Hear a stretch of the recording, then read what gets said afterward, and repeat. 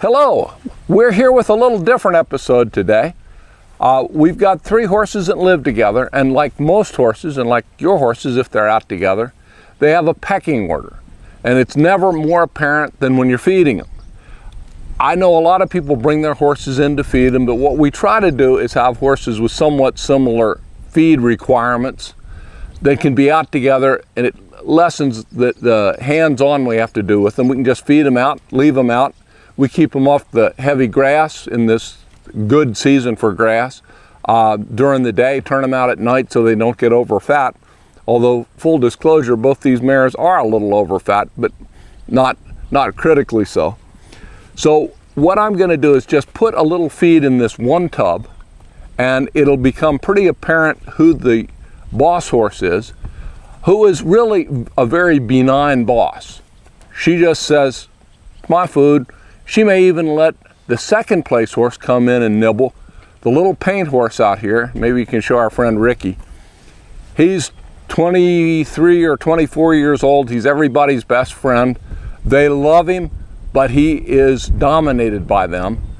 He's the only male with 2 women. He is loved and dominated, something I understand very well, and you male viewers, you may understand this as well. So I'm going to put a little feed in here, and we'll just watch what develops.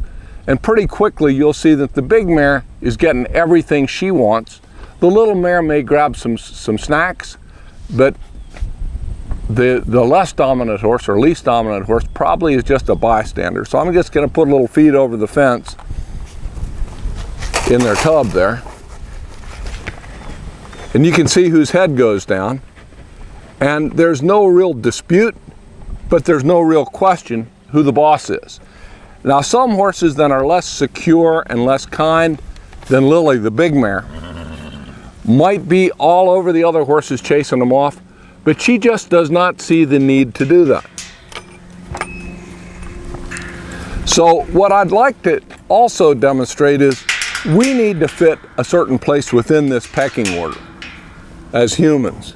And preferably, we should be at the top of the food chain. So I'm going to go out here, put a little bit of feed in our second bucket so that my friend Ricky can come out and occupy the third bucket. And pretty quickly you'll see that she moves him away. And he'll come out here and see if maybe I'm going to have mercy on him and give him something to eat. This is his fly mask I just took off. I have across my arm.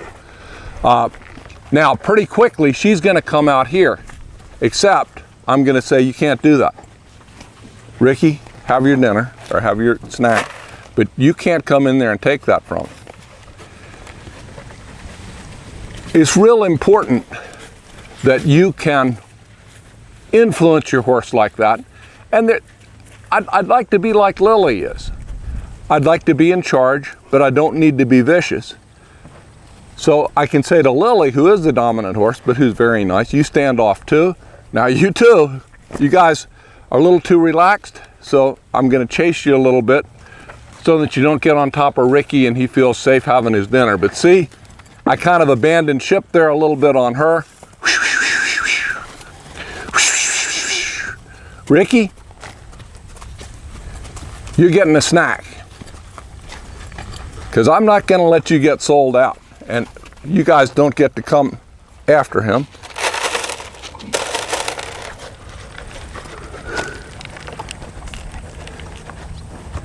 So she is saying, this doesn't seem right, except I know that I can't push over top of you. Now, what gets a little challenging is this little mare will try to figure out a way in. But now I'm going to do something a little different. Now, I don't know how this will work out. I'm going to relax a little bit. Rick, you can stay right here. It's okay. Stay right here. You don't have to be scared because I'm here. So he's hesitant to put his head down. I think he feels vulnerable, but he's not running away and scared. And in fact, pretty quick, all 3 of these guys, as they finish up the little bit of feed in the tub, I'd like to be able to say to them, can we all be friends and all eat out of the same bucket? And kind of be polite about it, and you don't need to chase my friend Ricky away. But if I want to stop everybody, they're not coming over and crawling on top of me, including you, my friend. So what you want to be able to do is have your horses have enough respect that they will stay away from you. They don't need to be scared of you. But they know, and Ricky knows, that he is under my protection here. And he's a little more confident because of that. So I'll give him a little bit of feed here, and I'll say to the little mare, you're not coming in here. And Lily's over there finishing up what was left from the previous snack for him. And you can see that they have some respect for me.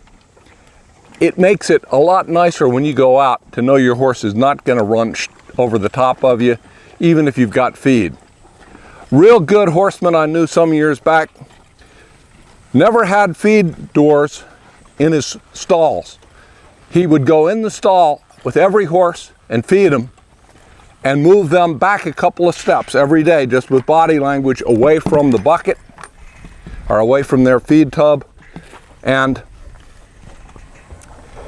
make sure that they acknowledged him, because when you think about it, it's an odd message you give when you walk up, dump the feed in, the horse aggressively runs up to get their feed, and you walk away.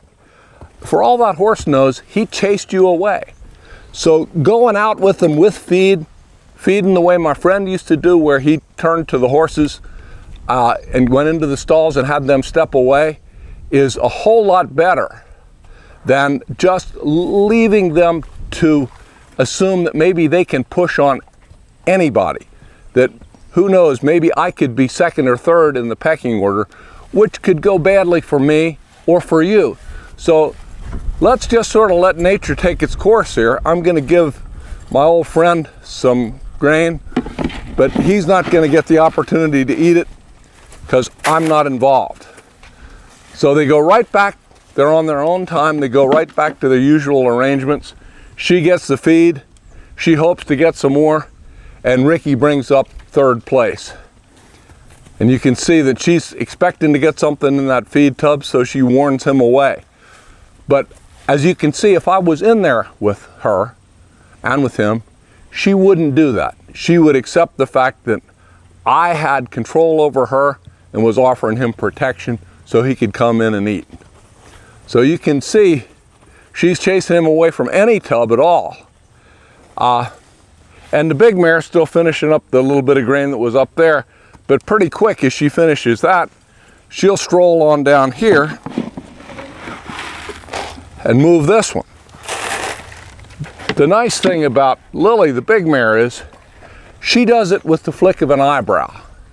She raises it, or flips an ear or raises an eyebrow, they move out of the way. So I gave her a little more than I meant to, so she's having a good time here. So how about I tell her that she needs to step away and let Ricky have something to eat. Ricky, you can put your head down, you're safe.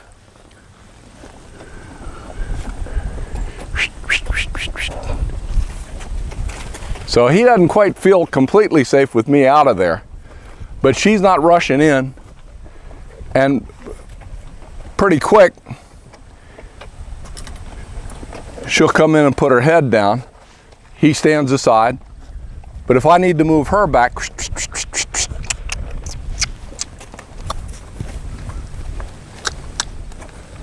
it's not hard.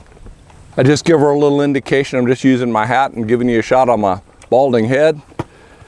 And he's just not quite confident enough to come in here. He's pretty cautious and put his head down, although by and by he might. So that's kind of my take on pasture manners and the interaction between horses and people.